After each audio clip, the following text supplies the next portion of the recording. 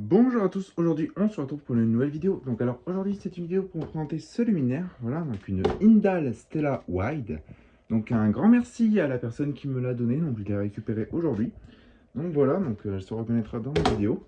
Donc pour ce luminaire, donc c'est un luminaire LED que je recherchais depuis un petit moment d'ailleurs. Une Indal Stella fonctionnelle.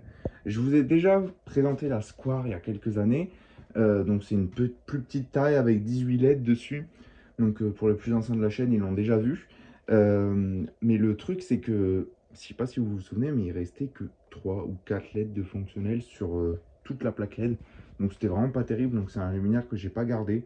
Voilà, malheureusement, s'il n'y a plus que 4 LED qui fonctionnent sur 18 ou 22, bah ça sert plus à rien. Hein. Donc du coup, voilà, malheureusement, je ne l'ai pas gardé. Mais celui-là, il fonctionne entièrement. Voilà, il n'y a pas une seule LED qui fonctionne pas. Donc il date de 2012. Il a fonctionné de 2012 jusqu'à encore hier soir, au moment où je tourne cette vidéo. Mais il fonctionne encore. Donc du coup, voilà. Donc ça, c'est vraiment incroyable. Donc je vais retourner le luminaire. Donc vous allez voir qu'il a quand même du vécu. Du coup, on voit que la peinture, elle a un peu terni. Donc il va y avoir un travail de restauration.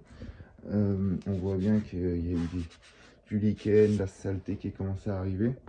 Donc voilà, mais bon, rien n'empêche le fonctionnement du luminaire. Donc par contre, je vois que ma fiche, elle s'est pincée, bon, c'est pas très grave. Donc on va l'ouvrir, donc là, pour un petit peu de temps. Donc je reviens, je fais ça hors caméra. Tac, du coup, ouverture. Donc on a, comme d'habitude, un levier en plastique, enfin un filon en plastique, un filament en plastique et un raccord pour la terre, voilà, donc en cuivre. Donc voici l'intérieur, donc elle est 100% d'origine de 2012. Donc je vais essayer de pas faire tomber les vis, normalement ça peut pas, mais on sait jamais. Donc du coup ici on peut voir un 12, voilà, donc 2012. Donc vraiment un ancien luminaire, donc avec les mêmes drivers que j'avais dans la mienne. Voilà, donc les cool LED. Donc ce qui est pas mal sur ceux-là, c'est qu'ils nous disent les milliampères du driver. 700 milliampères pour chaque driver. Donc si un jour je dois les changer, eh ben, je remettrai exactement les mêmes, enfin en tout cas des compatibles. Voilà, donc ici on a le réseau de LED. Donc séparé en deux réseaux parce qu'il y a deux drivers. Donc voilà, plus moins à chaque fois. Ici on a les raccords en 230 volts. Donc voilà pour les deux drivers. Donc ils ont préféré refaire des circuits sur deux fils plutôt que les ponter ensemble. Ça aurait été aussi possible pour économiser un peu de fil. Voilà, ici ça c'est le raccord de 130 volts que l'installateur doit faire. Donc voilà l'intérieur du luminaire. Ici le logo Indal. Et ici on a une étiquette. Du coup, Indal Made in Holland, donc fabriqué aux Pays-Bas. 52 LED, 62 watts. On a donc une belle petite puissance. Et on n'a pas... Ah si, 2013 Auguste. Donc avril 2013. Voilà, donc avril 2013. Donc 2012 pour la fonderie. Voilà, donc un bon petit luminaire qui a plus de 10 ans. Plus de 10 ans de fonctionnement. Donc jusqu'à encore hier soir, je pense, hein, parce que ça a été démonté aujourd'hui. Mais en tout cas, c'est incroyable. Plus de 10 ans de fonctionnement, alors que c'est de la LED. Donc comme quoi, il y en a. C'est très rare, mais il y en a. Donc je vais remonter ça hors caméra. Voilà, donc remontage effectué. Donc, désolé, on va tester ça par terre. Ma fiche, elle est vraiment pas assez longue. Donc désolé, c'est ça, j'ai pas fait le ménage là.